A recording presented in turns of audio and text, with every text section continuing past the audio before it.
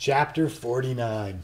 Of all the things I remember about the time I spent with Keith, what I remember best and most fondly is the sex. Both because making love with Keith was to sex what Clara's crab and okra gumbo is to food, hot, sticky, and impossibly delicious, and because, as I recall, Keith and I spent relatively little time together not making love. During those first few magic weeks, when I'd have bet my bottom dollar on us to win, Keith and I made love often and wonderfully well. We couldn't keep our hands off each other. We made love like a condemned man eats his last meal. We were junkies, and love was our Jones. And each fix made us itch for the next one. And we're talking double live gonzo sex here. True, at this point in my life, young life, I was hardly Xaviera Hollander in terms of sexual experience. Still, I'd been around the block enough times to know good sex from bad sex, from incredible earth-shifting transcendent sex. Until Keith, I'd always assumed that most sex was good sex.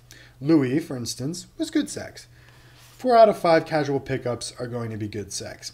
That skin-tingling adrenaline pump that comes of finding a thick slice of new meat in your arms for the first and probably only time, coupled, so to speak, with a fantastic voyage of exploration as you discover uncharted muscular and dermatological territory.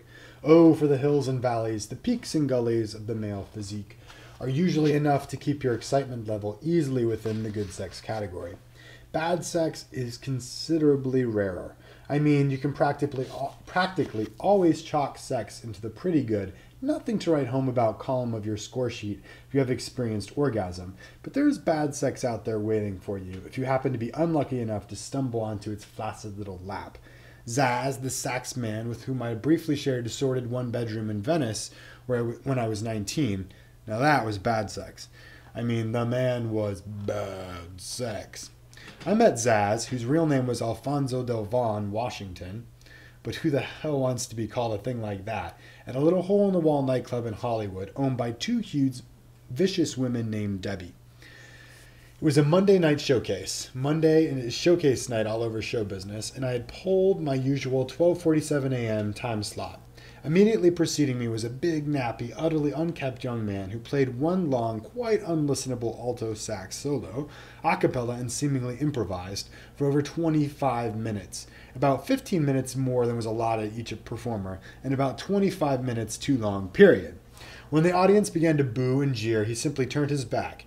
He might have gone on until sunrise, or worse, had not the larger of the Debbies lumbered up to the stage, snatched the saxophone from the man's mouth, drawing blood from his lower lip, and all but carried him off the stage. I proceeded, somewhat tentatively, with my set. This was during what I have since termed my French dirge period. I woke up one morning and decided I was Edith Piaf. I was doing entire sets of dramatic ballads. If You Go Away, Come In From the Rain, that sort of thing.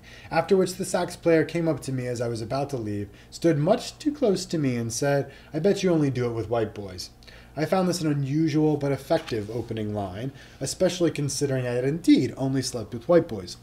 It wasn't policy or anything. I hadn't slept with all that many of anything. I'd simply never been asked to bed by a black man.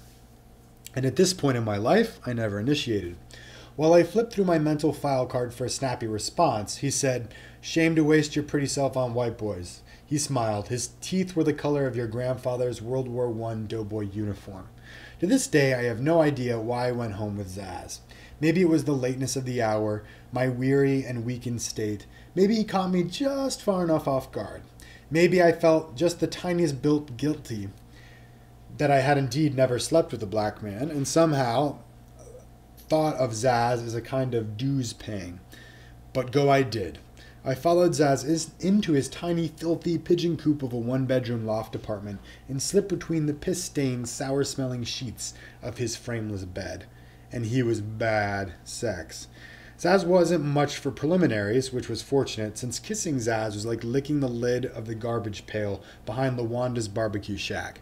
He smelled rather like the corner where you keep the cat box. After only the shallowest attempts at what used to be termed foreplay, Zaz jumped on top of me, rubbing his dick against my belly in that unreasonable facsimile of fucking once known among the previous generation of preppies as the Princeton rub. After a very short while, Zaz made a sound like one of those little round boxes that mimic a kitten's meow when you turn it over, and spewed his orgasm all over my belly. After which, he rolled over in a noisy case of sleep, leaving me wet and sticky and quite unsatisfied. It probably comes as some surprise to you that I lived with this man for the better part of 2 weeks, during which I discovered that his pet sex act was for me to beat him off with a handful of olive oil. But that's a whole nother story. The point is that I had, at the time I lived with Keith, had my fair share of good sex, and easily my fair share of bad sex. 1 per lifetime is quite enough, thank you. And sex with Keith Keller was, as one famous bon vivant and notorious homosexual might have put it, the top.